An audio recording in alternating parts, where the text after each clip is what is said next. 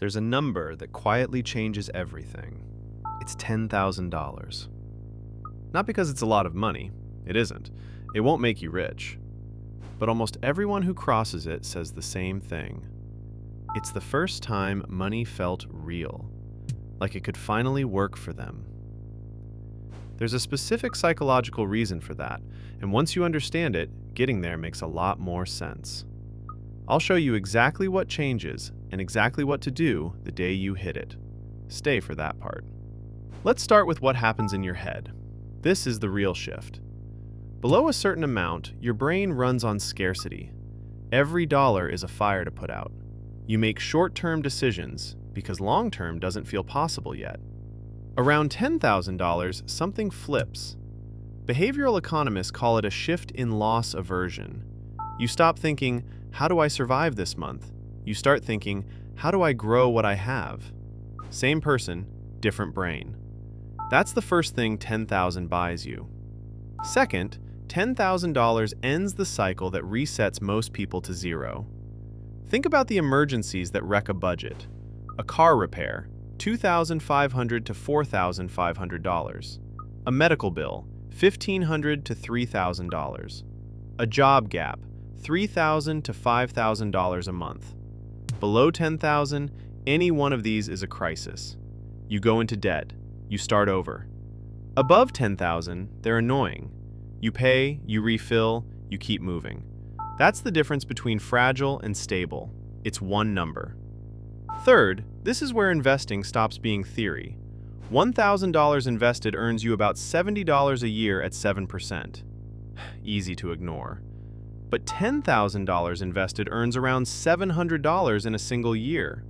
For the first time, your money earns a real, visible amount on its own.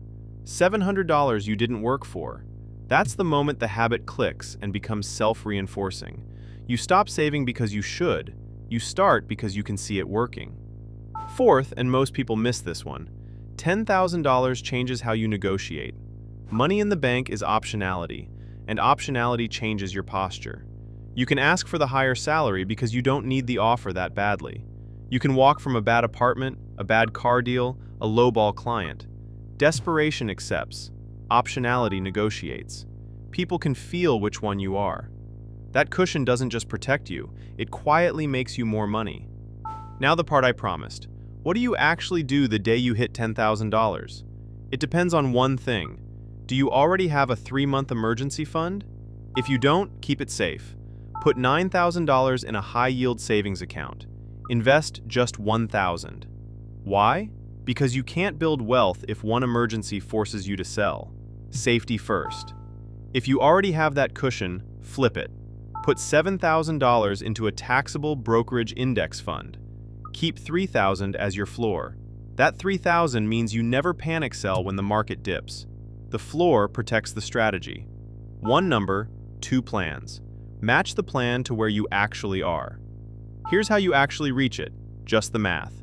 Save $200 a month and you're there in a little over 4 years. Bump it to $400 and it's just over 2 years. Push to $700 and you hit $10,000 in about 14 months. But here's what actually decides it. Not the amount, the automation. People who transfer it automatically hit $10,000. People relying on willpower don't. Set the transfer the day after payday, then forget it exists.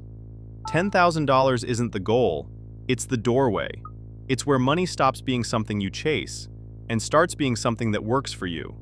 Quick thing before you go. I made a free 10K milestone action plan. It walks you through exactly what to do with your first $10,000, including both splits. No email, it's in the description.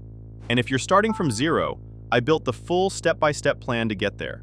Watch that next.